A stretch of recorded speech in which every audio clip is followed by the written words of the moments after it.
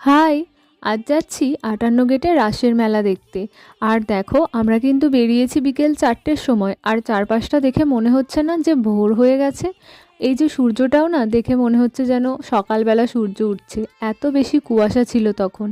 তো তারপর তো আমরা চলে এলাম ৫৮ গেটে রাসের মেলায়। আর দেখো রাসমঞ্চটা কি অসাধারণভাবে সাজিয়েছে।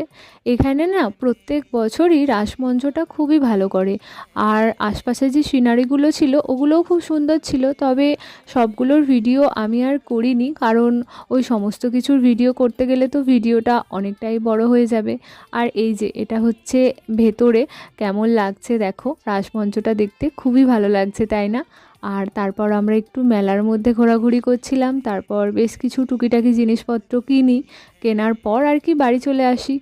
আর তোমরা কারা কারা ৫৮ গেটের রাসের মেলা দেখতে এসেছো আমাকে কিন্তু অবশ্যই জানিও। আর এই দেখো, এই এতগুলো জিনিসপত্র আমি কিনেছি মেলা থেকে। তো ভিডিওটা তোমাদের কেমন লাগলো সেটাও কিন্তু আমাকে জানাতে একদম ভুলো না। আর ভিডিওটা ভালো লেগে থাকলে একটা লাইক আর সাবস্ক্রাইব করে দিও। ফেসবুক ইনস্টাগ্রাম থেকে দেখলে ফলো করে দিও। টাটা।